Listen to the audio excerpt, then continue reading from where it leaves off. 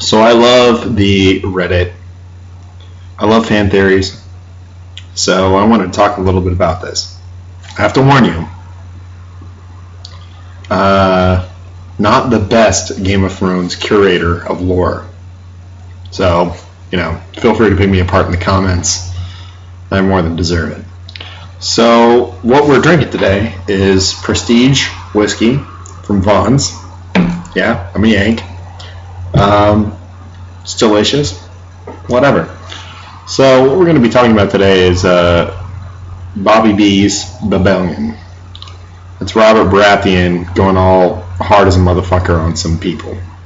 So, basically what ends up happening is King Aerys is a Targaryen. He's crazy in a rat and tin shithouse. He's fucking up everything. And then so there's a tournament at this giant-ass castle called Harrenhal, which is actually like a monument to like hubris and like, hey, you can't stand up to the Targaryens, they'll just burn you to shit. Whatever. So Rhaegar goes there and he calls all these people and it's like, oh no, we're just having like a cool-ass Super Bowl party, dude. Like, don't worry about it, Dad. Dad is like, no, that's not acceptable. So he shows up. Fuck, we can't plot this, usurpation that we're supposed to be plotting. A bunch of crazy shit happens. You got like the Knight of the Laughing Tree. No one knows who the fuck that is, but people think it's Ned Stark's sister. Maybe it is. You got Howland Reed getting his ass kicked. You got a bunch of other crazy shit happening in the lists. So at the end of it, Rhaegar wins. I can't remember if it's jousting or single combat, but he wins. And he's riding around on his fucking horse. And he gets to crown a woman, basically the prom queen. And everyone's like, hey, yeah, pick your wife. You're fucking married to her. She's already giving you 2 kids, you fucking prick. And he goes, no, I'm obsessed with prophecy for God knows what fucking reason. I'm going to crown the Stark girl who's betrothed to Robert. Great fucking idea. Wonderful. Yeah, that's not going to fuck anything up after you just tried to foment a fucking revolution against your dad. Good job. Good fucking job. I think Rhaegar is a fucking hipster. I think he smokes natural spirits. I think he drinks PBR. Fuck that guy. Anyhow. So, some shit progresses. Rhaegar absconds with Lyanna. From what we know about Lyanna, she doesn't seem like the kind of woman that's going to take that shit laying down, so she's probably, romantically or at least interested in him. She's 15. Ooh. So, Rhaegar probably didn't Bill Cosby her. So they go to this place called Tower Joy, which is one of 3 things. 1, it's an actual expression of their love. 2, it's a moniker for Rhaegar's cruelty. Or 3, it's a metaphor for his penis. Whatever. He's got some prophecy bullshit going on. Who gives a fuck? The Starks go down to King's Landing and they're like, hey, yeah, your son abducted my fucking daughter. That's kind of fucked up.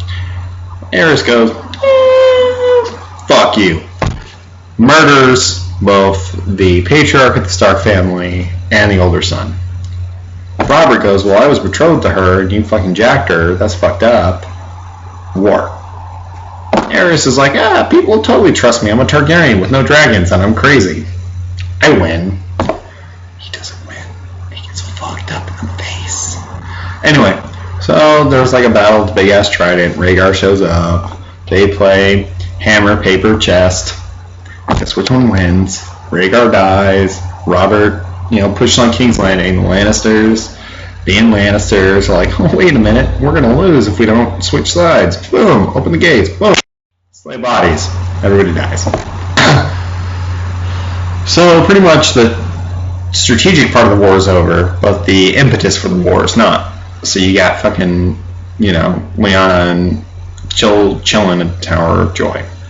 So Ned takes a bunch of his guys, his best fighters. I think there's 8 of them.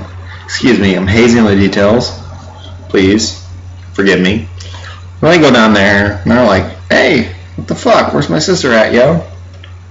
And they get in a gunfight. Well, not really a gunfight, a sword fight. Sorry, I'm American. Everything reverts to guns eventually.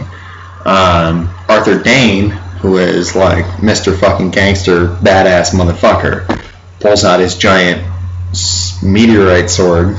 Don't know how that's not radioactive, and don't also know how it's, whatever. Pulls that shit out. I'm sure someone in the comments will tell me the half-life of Dothraki fucking uranium and how that's, how it relates to the soup boiling that burns Viserys' face or whatever. I don't fucking care. Anyway, he pulls his fucking sword out. And he goes, and now it begins. Ned Stark's like, no, bitch, now it ends. You fucked up. They're fighting.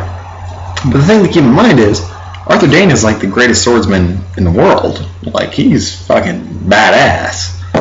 And Ned Stark is good. He's just not, like SEAL Team 6 good. He's like Marine good. Get some devil. So, how the fuck does he win? And there's this other guy named Howland Reed who's over here. And everyone's like, oh, what the fuck? This guy's tiny. He got his ass kicked at the Harrenhal tournament. Like, how the fuck is he useful? My operating theory, which I did not author, somebody else came up because they're much smarter than I am, is that Howland Reed just had his poison trident, was like, and shanked Arthur Dayne in the calf with some big ass poison. Arthur Dayne gets all slow, he's all drunk. Surprising sensation that none of us can relate to. And Ned kills him. Which is why Ned, even though he corresponds with Howland, even though they're, close friends and etc., doesn't necessarily like, hey, you want to come meet the king? Which you think would be a pretty big thing, But he chooses not to do it. Kind of weird. Of course, the alternate explanation is that George R. R. Martin is writing a huge, epic series and wants to keep a card in his back pocket so that he has Deus Ex Crannogman. Who knows? So, anyway, Tower Joy. Shank. Oh, yeah, so Ned, pulls his sister out of the Tower Joy. The bed is covered in blood, which, reminds me of prom night.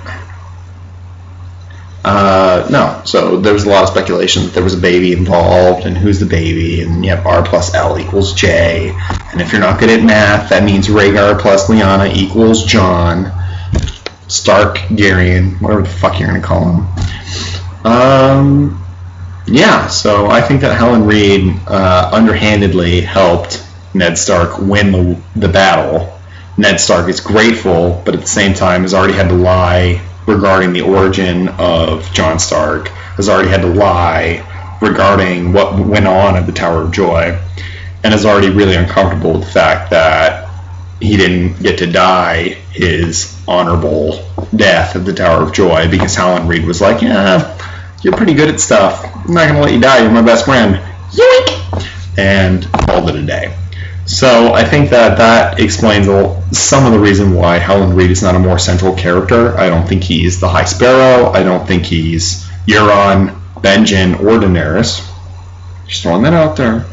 I just think that he's a character being held in reserve for plot resolution purposes. But I also think that he had a greater amount of things to do with how Ned was able to survive than what we're told, and I think the ways he did it were contrary to Ned's suicidal versions of honor.